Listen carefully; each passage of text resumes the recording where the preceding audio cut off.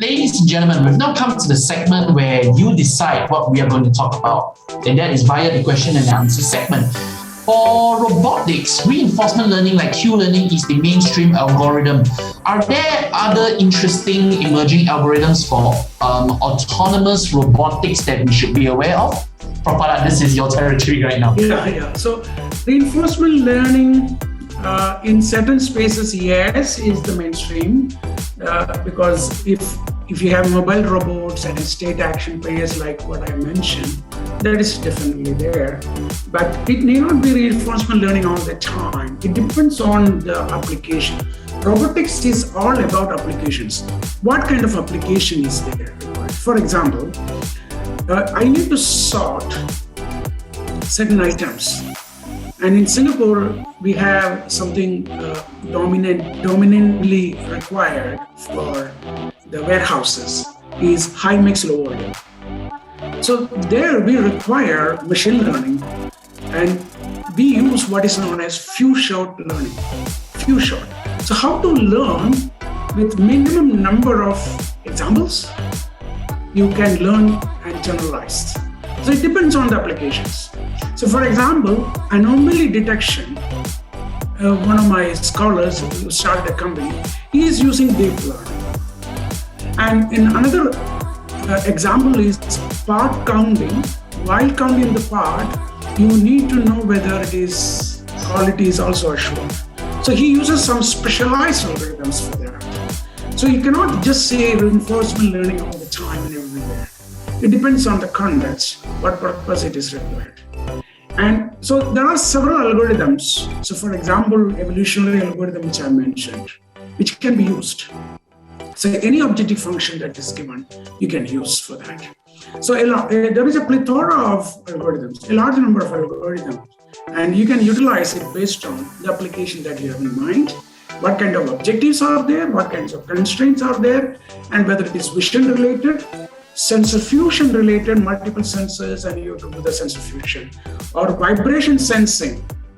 It depends on the application. Thank you.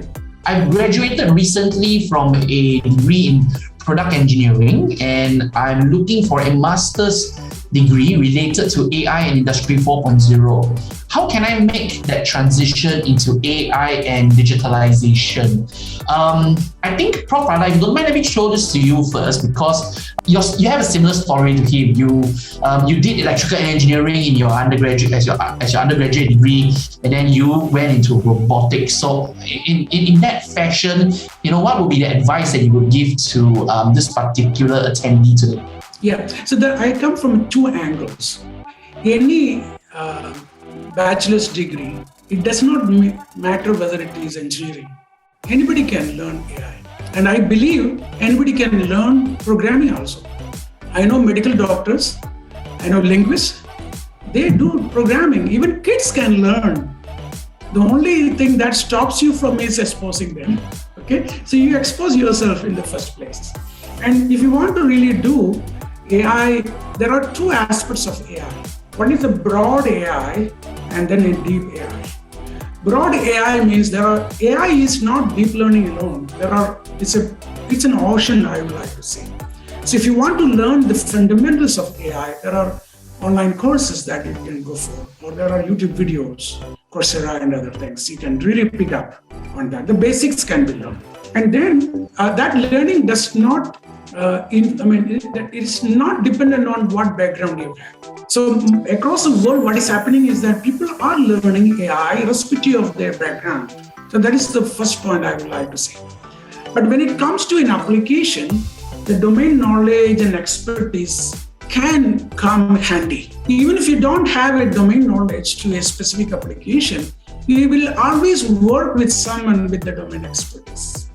So that is one way to really take care of it. So for example, I apply some of these algorithms in manufacturing space. I'm not coming from a manufacturing space, but I deal with data.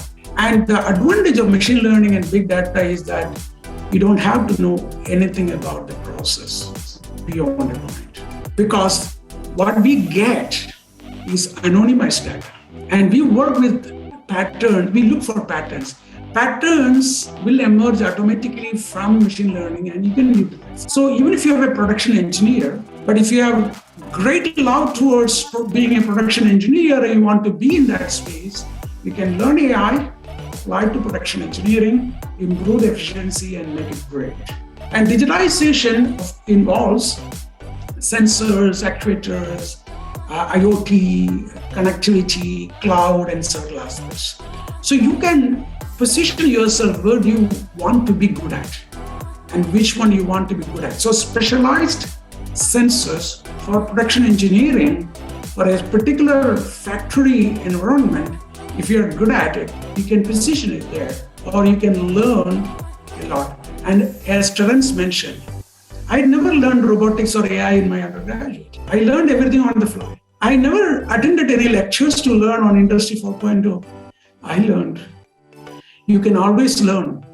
Even if you are 60 years old, you can learn. And that's the beauty of human brain. So be ready to learn. Okay, right. Thanks a lot, Prof. Pradhat. How does the Master of Science in Industry 4.0 compare with a Master in Computer Science, Master of Science in Computer Science program, or a Master of Computer Science program, straight up? Yeah, it's a very interesting question. Now, I mean, there is a general feeling that AI is computer science and computer science is AI. It's not completely true. Okay, but computer science provides a backbone, definitely, because of the programming infrastructure and other stuff. But again, I cannot really give a very clear answer because what is taught in computer science need to be defined in the first place at the master's level. So I sit in some board of studies, say in some of the universities in India, they have data analytics as part of it. And they have certain elements of natural language processing and deep learning and certain aspects of that there. So how much of that is holistic in the point of view of applications to the industry? So how much of it is computer science, traditional computer science, and how much of it is that on top of it? But here in Industry 4.0, we come from a bigger perspective in terms of the various fields which I mentioned in my presentation. So you have choices of really, it's a top-downward, you can really position yourself rather than a bottom-up. But having said that, there are specialized modules here to really build from bottom-up as well. So I see it as a holistic approach here, though I'm not able to comment specifically about the masters in computer science because I don't teach in that space.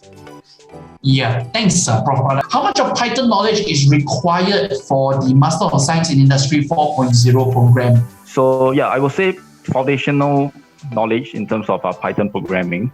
Candidates or applicants without any programming background or experience might be required to complete, certain courses on a case-by-case basis. So some of these courses will be, free online courses offered by EDX, which is an third-party platform for education and learning. So some of these courses will be Introduction to Python Fundamentals, Introduction to Python Absolute Beginner. So these are completely free. It will take approximately 5 weeks to complete with 3 to 4 hours commitment each week. Yeah, so Prof, feel free to add on, with regards to your knowledge of the curriculum. Yeah. So Python is very much useful in AI, and so much of resources are available online. And if you look at the other platforms available in the cloud, they heavily depend on Python. But there are other things like R and all. So I would suggest you get into Python, and that will be very helpful to you in projects. Ladies and gentlemen, I think with that, we've come to the end of today's masterclass. Don't forget to mask up, maintain a safe distance from others while you're out of your home, and continue staying cool and keeping your chin up. We will get through this pandemic together. Also, have a great rest of the week ahead. Bye for now.